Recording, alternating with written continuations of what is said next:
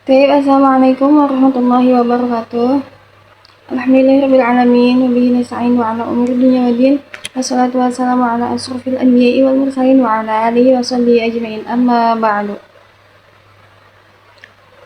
Ahlan wa sahlan fi hadha video.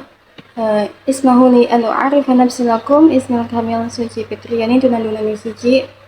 Di sini saya akan menjelaskan sedikit materi tentang kurikulum berbasis keunggulan lokal. Seperti yang kita ketahui, kurikulum merupakan salah satu komponen paling determinan dalam sistem pendidikan nasional.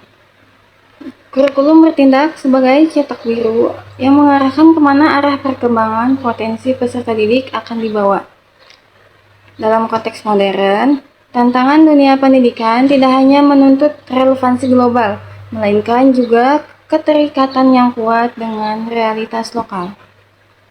Pendidikan yang tercabut dari akar budayanya akan melahirkan generasi yang gagap dalam merespons potensi dan permasalahan di lingkungan sekitarnya. Nah, oleh karena itu, konsep kurikulum berbasis keunggulan lokal atau yang biasa kita kenal dengan KBKL hadir sebagai jawaban untuk menjembatani muatan instruksional dengan kekayaan wilayah setempat. Di Indonesia, pembelajaran bahasa Arab umumnya diadopsi secara tekstual dari kitab-kitab klasik ataupun dari buku teks Timur Tengah yang memiliki latar budaya dan sosiologisnya juga berbeda dengan realitas peserta didik di Indonesia. Nah, akibatnya bahasa Arab seringkali dipersepsikan sebagai bahasa yang asing, kaku, dan hanya berorientasi pada pemenuhan kebutuhan teologis ritualistik. Pembelajarannya jarang menyentuh aspek fungsional praktis yang berkaitan dengan lingkungan terdekat siswa seperti potensi wisata, budaya lokalnya, kerajinan daerahnya, maupun kearifan lokal yang lainnya. Nah, untuk mengembangkan kurikulum bahasa Arab berbasis keunggulan lokal atau KBKL ini merupakan langkah yang sangat strategis untuk mengubah paradigma tersebut. Melalui pendekatan ini, materi bahasa Arab didesain sedemikian rupa dengan mengintegrasikan kosakata, teks bacaan, maupun percakapan dan yang bertemakan tentang misal potensi daerah. Sebagai contohnya, daerah yang berbasis pariwisata dapat mengembangkan kurikulum bahasa Arab komunikasi untuk pemandu wisata religi. Sementara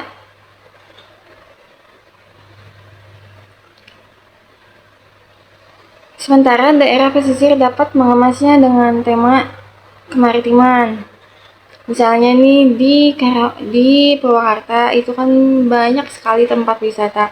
Nah, bisa tuh di materi pembelajarannya itu ditambahin tentang kearifan lokal tentang wisata yang ada di Purwakarta.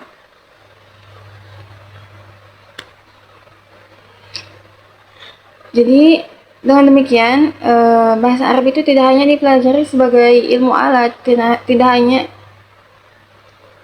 tentang nahwu sorof saja, tetapi juga sebagai instrumen untuk mempromosikan dan mengelola keunggulan lokal daerah ke kancah internasional.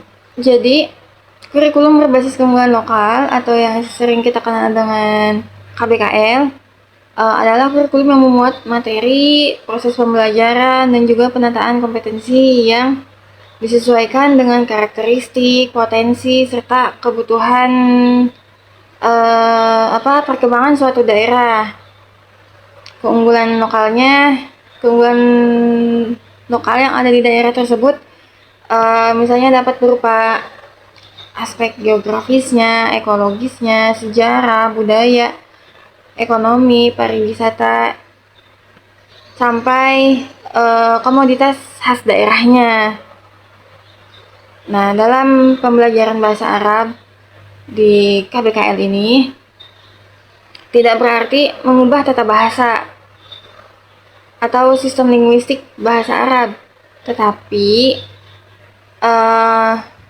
meriset konteks semantik tema dan ruang lingkup implementasi bahasanya.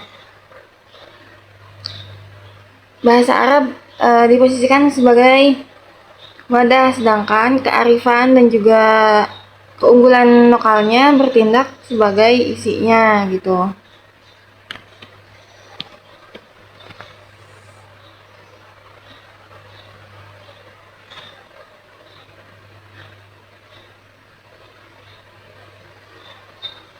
Nah, di KPKN ini ada 3 landasan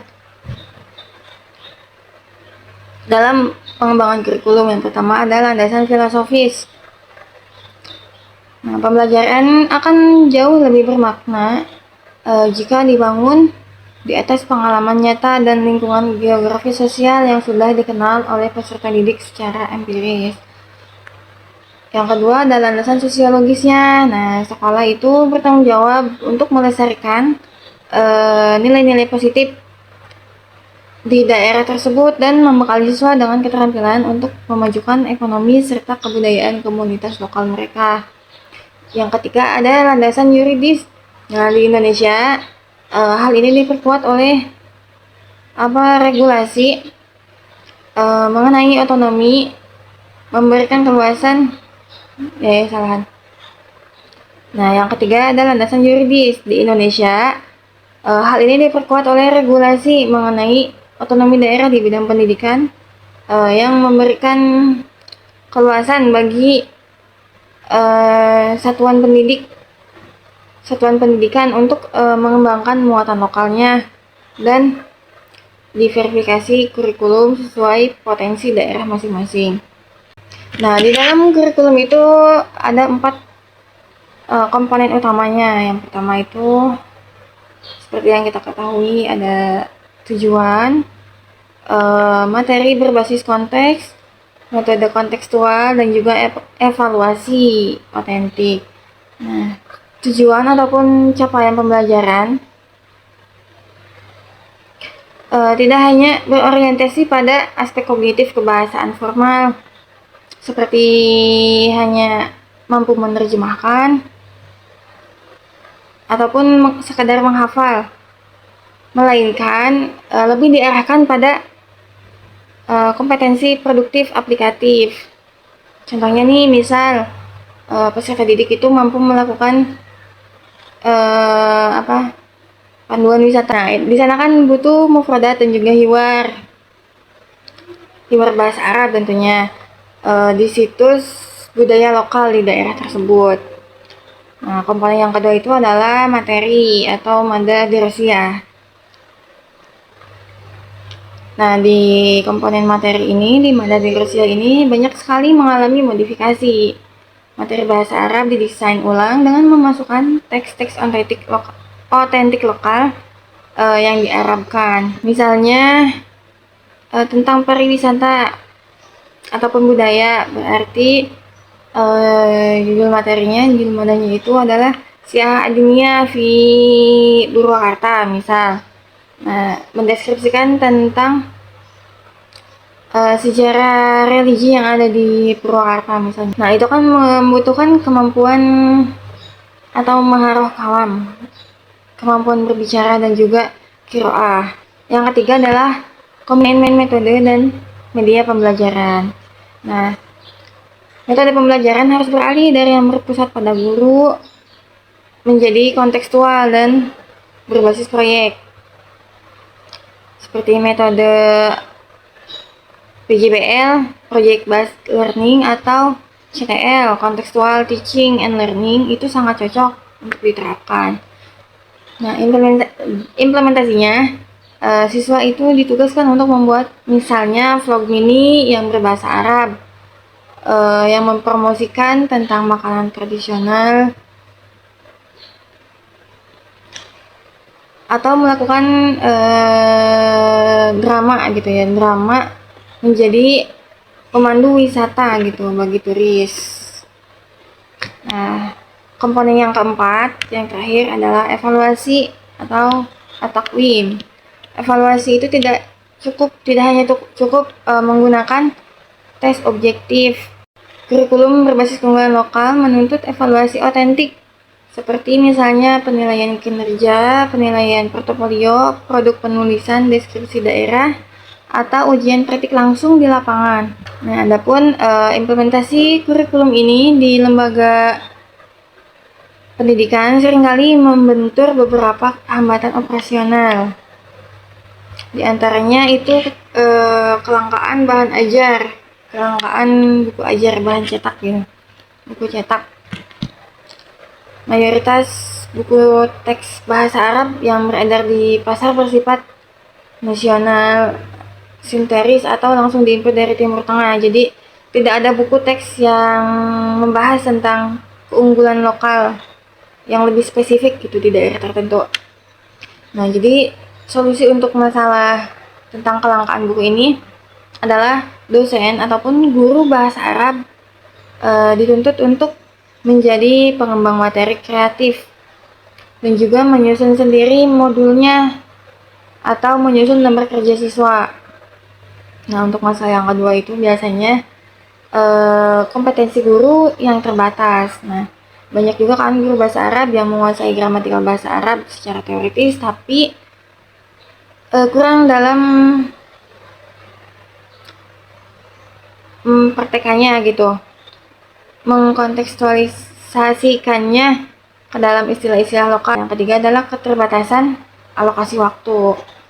Kurikulum nasional yang padat seringkali mendesak keberadaan materi berbasis keunggulan lokal, ketinggian alokasi waktu. Nah, maka solusi dari masalah keterbatasan waktu ini adalah integrasi yang dilakukan bukan hanya dengan menambah mata pelajaran baru, tetapi dengan menyisipkan tema lokal ke dalam kompetensi dasar bahasa Arab yang sudah ada pada kurikulum. Jadi, kesimpulannya di KBKL ini, dalam pengembangan pembelajaran bahasa Arab merupakan inovasi yang memadukan kompetensi linguistik Arab dalam penguatan identitas dan juga potensi sosioekonomi daerah peserta didik. Nah, integrasi keunggulan lokalnya dilakukan dengan menjadikan bahasa Arab itu sebagai instrumen komunikasi fungsional untuk mendeskripsikan, mengeksplorasi, dan juga mempromosikan kekayaan daerah melalui rekonstruksi bahan ajar. Keberhasilan kurikulum ini sangat bergantung pada kreativitas guru dalam mendesain materi, mengingat belum tersedianya buku cetak massal yang mampu memfasilitasi keunikan spesifik tiap-tiap daerah di Indonesia. Nah, sarannya untuk saran kepada pengembang kurikulum di sekolah ataupun di madrasah diharapkan untuk melakukan mapping potensi wilayah yang akurat sebelum merancang silabus bahasa Arab agar muatan lokal yang dimasukkan benar-benar menjadi keunggulan komparatif daerah tersebut gitu.